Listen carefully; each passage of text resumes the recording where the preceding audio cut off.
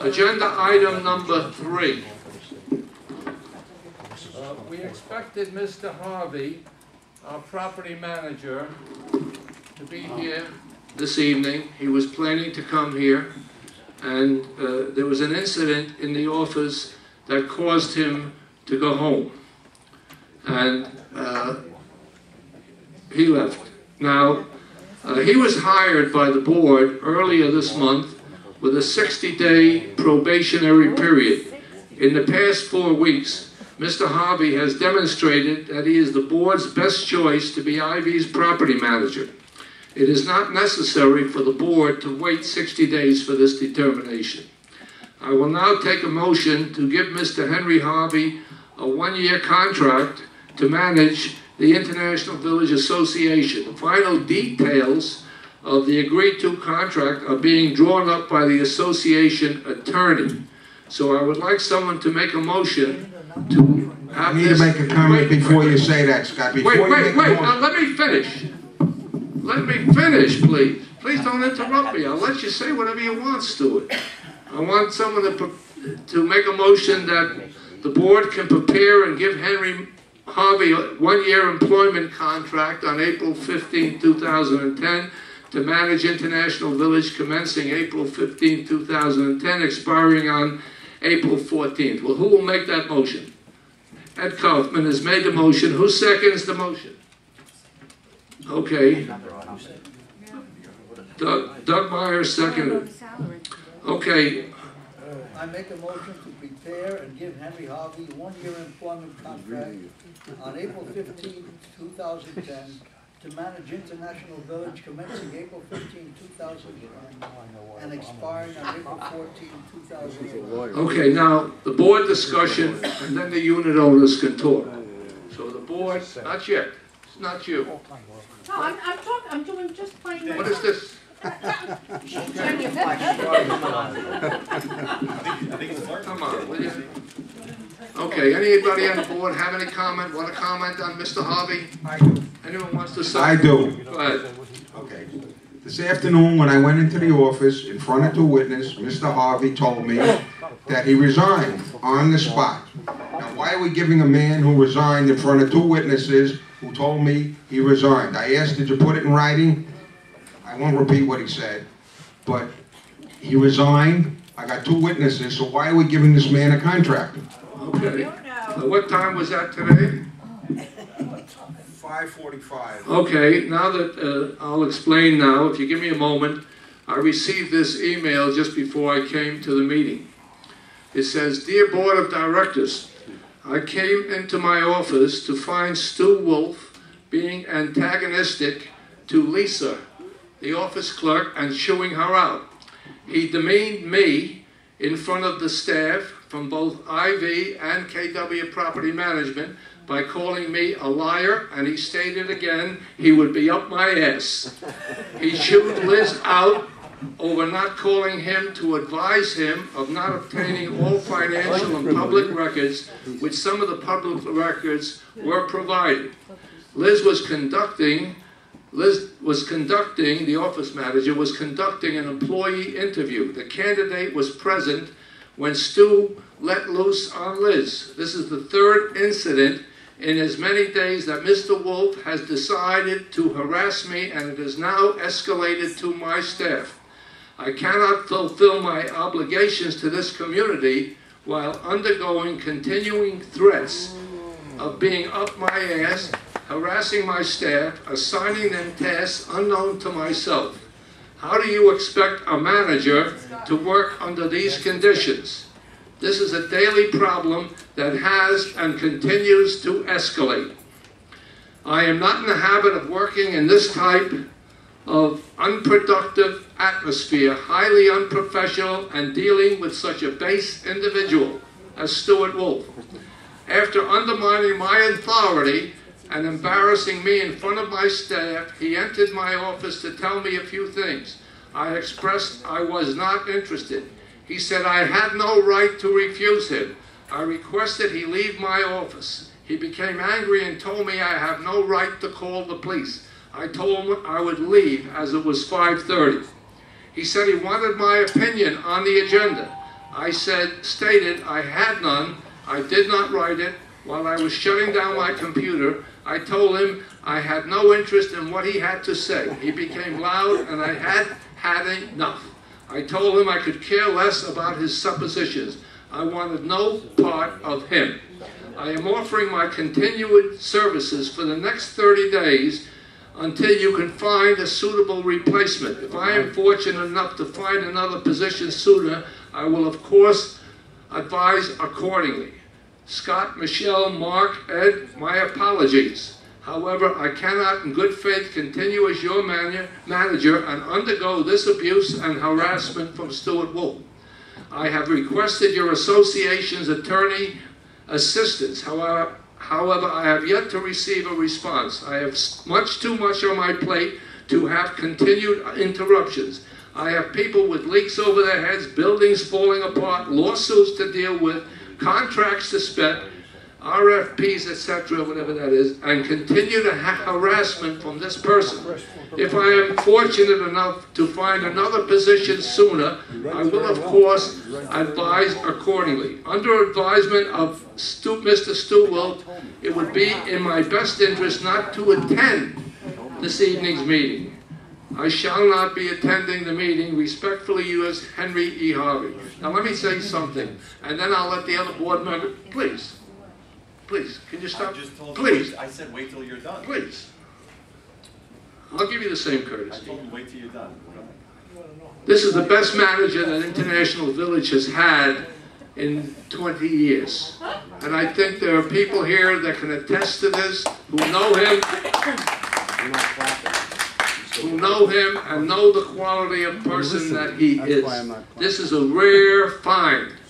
And if we lose him, this community is going to be damaged so badly that you might as well throw in the towel, because nothing is going to happen. You're going to go downhill because there's not that many quality people out there. And all he is asking for is stop being harassed by Mr. Stuart Wolf. Now, I'm going to give this to the other board members. I want their opinion. They know what's going on. Well, you just said he Wait. should speak after you spoke. You accuse me, I get the next shot. No, you don't get it. I'll give it to whoever wants it. Yes, mein Führer. Down here? Go ahead. Go ahead. Go ahead. First of all, Mr. Harvey did not address the issues correctly. The issue as far as Lisa is concerned, not Lisa, I'm sorry, Elizabeth. I called Elizabeth, I'm confusing myself, at approximately 10 o'clock this morning. I asked her, and I said it's very important because it concerned one of the units that is owned by Doug Myers that he quit-claimed, and the unit is $6,000 in arrears. He quit-claimed himself off that for this meeting. I told her, please get back to me. She never got back to me during the whole day. I needed that information for this meeting. I said to her, never do I ask information of anyone unless it's really important. Normally I'll say, when you get a free minute, do it. As far as Mr. Harvey is concerned, I went into his office very quietly and I asked him, I said, Henry, I need your opinion because of the meeting tonight. You read all the emails back and forth.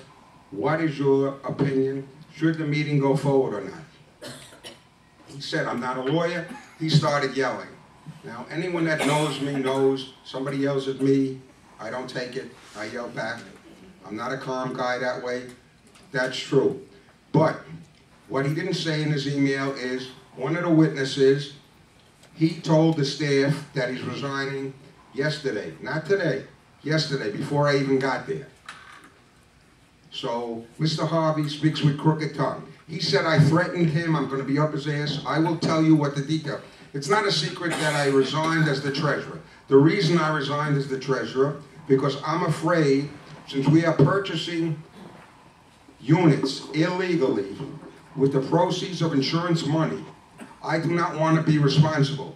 I gave Mr. Harvey a list of things that I would need to control the monies. He said he can't possibly do it, so I said, give me an answer by the end of the day. He said he would, on what he can do, what he can't do, and how I would have to get it myself. I said, no problem. That was Monday. Wednesday, I sent him a follow-up, and his answer was, I report only to Scott Samuels. I said, there is no rule whatsoever on that. I need that information, or if you're too busy, not a problem. Just send me an email with one sentence stating that you can't do it, you need more time. He said, I'm too busy. And I answered him by saying, cut out one of your smoke breaks and you'll be able to answer me without a problem. That's it. Now let's discuss Mr. Harvey and how great Mr. Samuels thinks he is. In 4 weeks. Well, let Scott address what. 4 weeks, no, in 4 weeks, the man has not done the main thing, and that is to work on the units. I told him you've got 2 very capable board members to assist you. Not board members, I'm sorry, 2 very capable unit owners. One happens to be a board member who's right here, Mr. Mark Jones. The other is my friend Joe Frederick. They'll work with you. Get some bids. Get the units. We have a lawsuit pending where a unit owner is suing us. We can't even determine what the cost of the lawsuit is because every time it rains, the guy gets flooded. So I said, in 4 weeks, Henry, how come you can't get legitimate bids, bringing it before the board? He said, I'm working on it. You name one thing, Henry Harvey is a great talker. He has accomplished 0. He had written, and Edmund sitting next to me wrote an email knocking me saying, Mr. Henry Harvey saved the village $167,000. I answered that and said, I'll be in the office the next day, show me the written report where you saved the village $167,000. What he said is, he has nothing to do with KW being fired, and there was a contractor who agreed to do some landscaping. He says he would do it for free. Where our guy, another guy, would charge us money. I says, you have that all documented? He said, no. Then you didn't save the village 5 cents. Scott, you tell me what he's been doing. Are you finished? I'm done for the moment, but I reserve the right to get the mic back. Okay, go ahead. Wait. I'm just going to tell you all a little bit about Henry Harvey. My name is Mark Jones, for some of you who don't know who I am. I do property management for a living. I've been in positions where I had to hire for the position. I talk to property managers all day long. This is what I do for a living. Henry Harvey, I've known all your managers over the last few years, and all of them had different types of strong traits that they were good at. Some of them were good with managing finances, some were good at construction, some were good with other things. But Henry Harvey is a unique individual. He's got skills from every different facet of property management. He's got a very good reputation. He's handled huge facilities.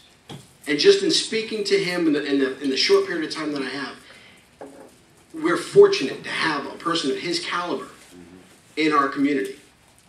Now, I understand he's only been here for 4 weeks, but you understand something. Somebody of that level is going to come into your property, and he's going to assess everything before he starts throwing money at it.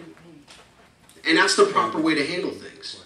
You don't come in and look at a building and immediately look at all the symptoms and start putting Band-Aids out. You look for the root cause of problems, and you solve the root cause of the problem. Because if you keep throwing Band-Aids out after Band-Aids out, you're just throwing good money away. So what he's doing right now is trying to assess each property. First thing he did, he wanted to clean out the office. He assessed exactly where he stood with paperwork, with our finances, with our procedures, our processes. He cleaned out that entire office.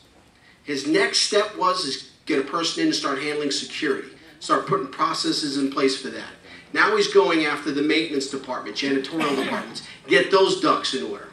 Once he has a functional team that he has full control of his property, then he can go out and accomplish at a much quicker pace and do it right the first time.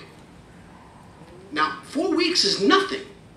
A property in this condition takes years to fix.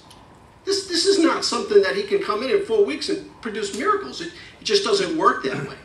A typical transition period from one management company to another is 6 months to a year. And that's in the corporate world. This guy's been here 4 weeks. All he's doing is assessing and reorganizing so that it can be run efficiently and effectively. And so far, he's been doing a really good job. He's keeping the board in the loop. He's telling us his plans. He's telling us the things he's finding, where he's heading. He's leading us down a path that's in a good direction. The problem right now before you is he's threatening to leave because he feels like he's being harassed. And just like any one of you, when you're dealing in the business world, you want to be treated with the same respect that you treat others. And that's all he's asking for. Just give him some respect.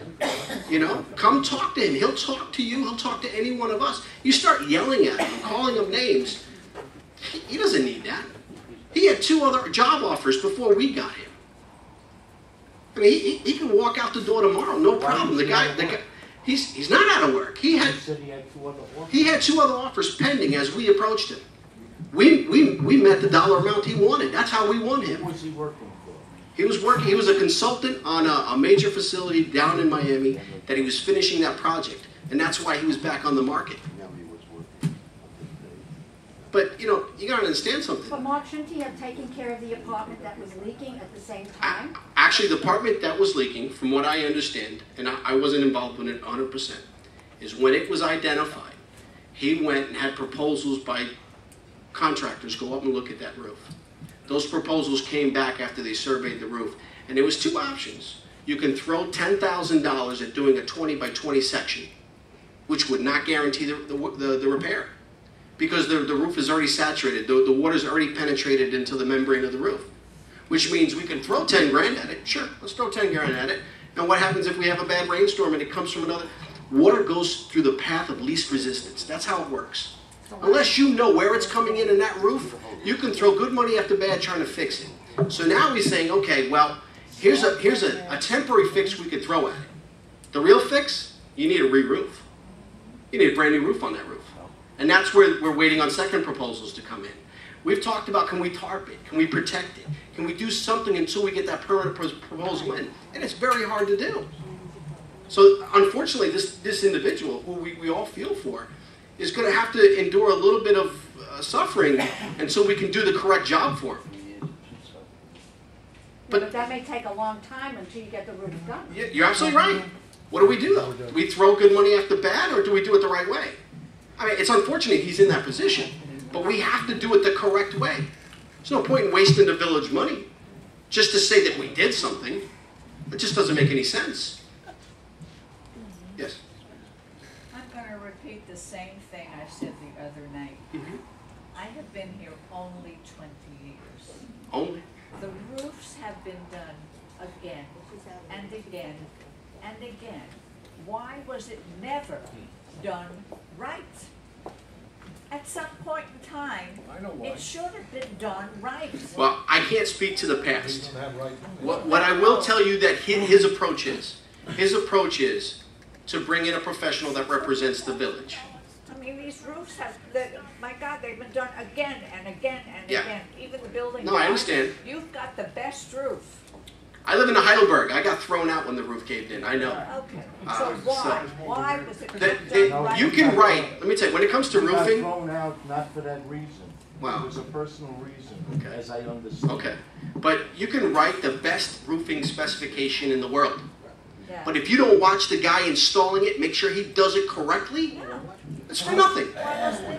That's the problem. But when you don't have a professional property manager who knows what matters, Then nobody prior to this was ever professional. I'm not saying they were professional, but clearly it was missed because you've had roof after roof after roof redone. They never watched the roof. Well, We had patch jobs. This particular property manager knows what needs to be done, and he's working on it.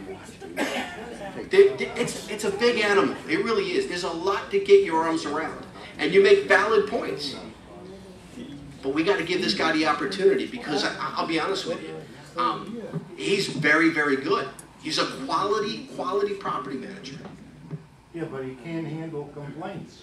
Stewart is a board member, and if Stewart wanted something from him, what is he doing? It's not that he can't handle complaints. You don't pay him enough to take them. Excuse me? You don't pay him enough to abuse them. If I came here to work here, hold on. Whoa, Mark, I gotta step in for just 1 second. He's been talking for 10 minutes. No, listen. Yeah. If I come work for you, and somebody mistreats me, yells at me, I'm not going to work for you unless I'm looking for a He didn't job. yell at him. He didn't yell Wait, at him. how do you, wait, Mark, Oh, I'm sorry, you were there. were you there, Mark? No. Thank you. But I know your father's reputation, just like everybody And else in this room. I know Henry's reputation as well. Come on. I used to be your treasurer 2.5 years ago. What? Mark. I know how your father deals with people. Okay. It wasn't a shock to me. All right, can I answer you already? Okay, first of all, when I interviewed Henry, there was a gap. He hadn't worked since November through March when we hired him. So I said, what have you been doing? He said, I've been doing consulting work. I said, Henry, that's great. Can you give me a listing of all your clients that you've been doing the work for? He says, well, I haven't really been doing consulting work. I've been looking for a job. Would you consider that a lie or an honorable man? That's the truth. That's what he said. Now, anyone who knows me knows that I had a short fuse. The word is had. But I've gone to the doctor who has told me you must be calm. So I never, ever, and I learned this from Scott, nobody ever can say I attacked them. What I do is react after I am attacked. Big difference. When I walked over to Henry and I said to him today, Henry, since you're the property manager, it's your decision whether this meeting goes forward or not. And he said to me, it is not my decision, I'm not an attorney. I said, when two board members are having a dispute on the legality of a meeting, what is the proper recourse? The proper recourse is you got to get an independent, which is you got to call the attorney for a decision. Also, I'd like it on the record that Mr. Samuels established a speaking to the attorney procedure, which meant that any board member can speak to the attorney as long as they go in front of Henry. He keeps a log so that when the bills come in, you compare the log to the actual bill. So I asked Henry to take a look at the log. You know who was in the log? Me. Mr. Samuels calls his friend all day long. I'm exaggerating slightly. He has never once logged in 1 minute. Explain that, Scott, when you accused me of speaking to the attorneys too much. When I spoke to the attorney, I'm the guy that stopped the Wachovia loan from being recalled. Scott could deny it, but I got the documentation. If you want to bring in, I'll bring in the people we met with. He gave Robert Kay a 58-page document. I told him it's unnecessary. It's not in there. I read it. Harold Solomon, who's the head of the new financial management company. We don't need Robert Kay unless we're forced to. Do you know how much he's going to charge us to look at a 58-page document? Let's stay on. How much is the lawyer's fees going to be from now on? Pretty high because Stuart goes there at least 2-3 times a day to pull the attorney even though he's in front of the manager. I never threatened Mr. Harvey once. Is he the only one that calls the lawyer? You intimidate everybody. Everybody, the entire world. I'm running around intimidating everyone. Okay, back to The lawyer's the bill is going to manager. be very high because you're calling the lawyer all the time? Is that what's going to happen? No. Scott is calling the lawyer all the time. Every time I There's call a the log of lawyer, when Stuart let me explain the calls. procedure. You have to go before the property manager, explain why you want to call the attorney. He makes the call with you, and he logs in at 4:45. Stuart Wolf called the attorney in regard to whatever and the conversation ended at 4:55. So we have an exact record. Scott, that's his rule, but he ignores it. He's above that. Why don't you keep a record yourself every I time? do that also. What are you kidding? I have my own record. We're up here. So when you have a big bill from the lawyer... That's exactly why. I'd like to say something that's pertinent to the property manager, not about who calls attorneys right now. Okay, Stuart brought a candidate to me before Henry Harvey. Mark and I found Henry Harvey. Stuart's candidate had a high school degree. She did know 713. He said, you're going to love her, you're going to want her. After sitting with her for about 20-30 minutes, Nicholas was there and so was Ed. She tells me that she works from home most of the time. She told me she wanted over $75,000 a year. She told me that her husband's in jail. Okay, that's what Stuart brought to the table, and he wanted to hire her. When we found Henry Harvey, Stuart, from the day one, gave this man a hard time. I have seen it. I've been in his office when he's gotten harassing phone calls. It's happening. This man deserves a chance. First of all, Michelle, you're not here. You're working 9 to 5. So when did you see me harassing him in the office? I'd like you to tell me I when. do come home. What? I come home during the day many times. You wouldn't know. You were in the office with me with Henry. Not with you. And I will discuss The person that, so it's all hearsay. The person that I recommended, I spoke to afterward, said you harassed her, you were nasty to her, and that's why she didn't want the job. Okay, one of us is lying. How is this fixing the roof? Right.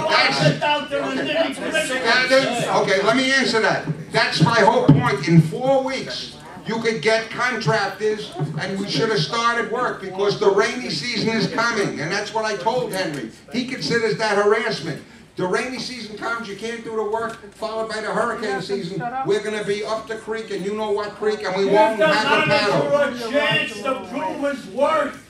I'm not bothering the Stop man. the dickery. I'm not bothering the Bunch man. of little boys. Mark, I have a question for you. You mentioned about, I understand what you said. I understand, pardon me, Mark. I understand what you said about this guy who's getting the water in, and it's a shame to put 10 grand down when the whole thing needs to be done. But I just throw at you, if any one of you guys lived in that unit, Right. okay, if it was your unit, and your mother-in-law was living there, if it was Michelle, you would insist, I think you would insist on spending the 10 grand. I'd be He's screaming. suing us. Right, exactly. I'd be yelling. So I don't think that's, I hear what you're saying understand. about the long-term view, but he is. I understand. Okay, fine. Mark, I just don't know what she's Mark, let me, wait, hold on, I just want to address Mark for just one moment. Let me just interject something. We're getting off course here. We're talking